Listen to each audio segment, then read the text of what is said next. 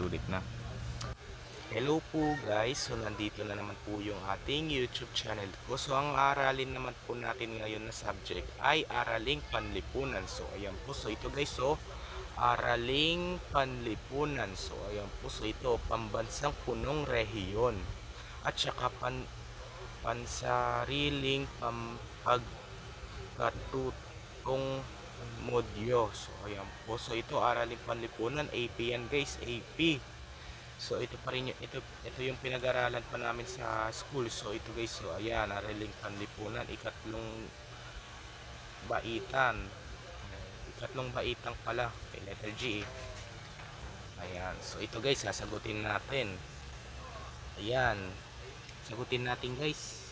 Nasaan yung lapis? Sagutin na natin. Push muna natin. Ayan, nahanap ko na yung lapis. So sagutan na natin guys. Ito sa araling panlipunan. Next, so ang pinag-aralan natin ngayon ay Filipino, English, Mathematics, tsaka AP na lang. Ayan, so ito na guys. So ito na number, pero wala pa tayo sa number 1. So babasahin lang muna natin to. So ito, gawain sa pagkatuto. So okay, bilang 2. Isulat ang T sa pat lang kung ang pahayag ay tama. So ayan po. Yes, kasi alam mo ba yung pahayag guys? Pahayag at saka ay tama.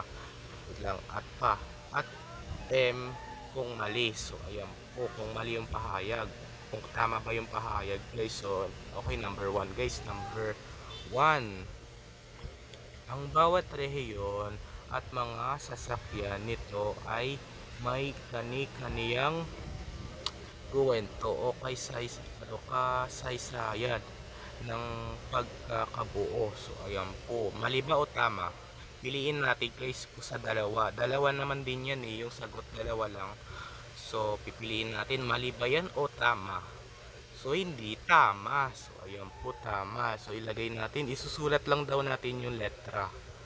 Tama. So ayan po. So next naman tayo, number 2. So i-comment mo nga ulit sa akin kung tama ulit ang sagot ko sa number 1. So ayan po, kung tiba yung sagot ko dyan. So number 2 guys, number 2, ang Kalakhang. So ayan po, Kalakhang, Maynila, ang dineklarang pambansang punong rehiyon ng bansa. So ayan po, tama ba o mali? Tama o mali?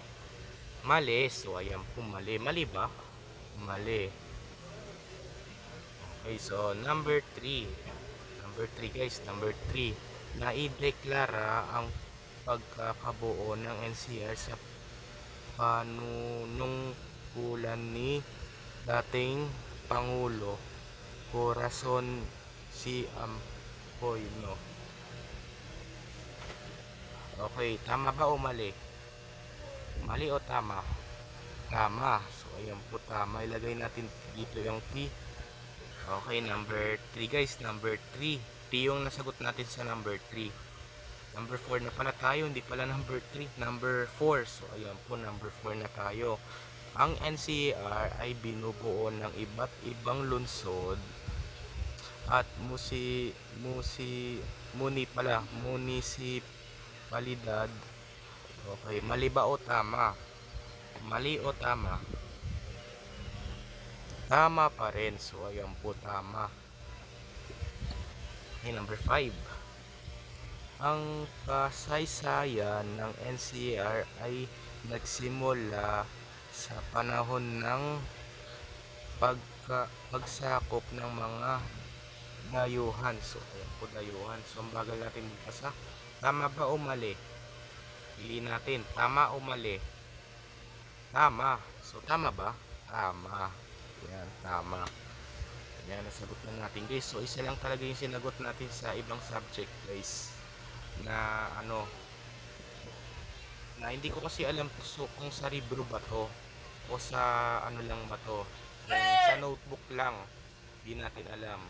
Yan, so ngayon pala guys, so dito na lang patatapusin ang ating video vlog guys. So i-like and share and subscribe mo guys para lagi kayo updated sa susunod kong video na in-upload. Bye, yun lang.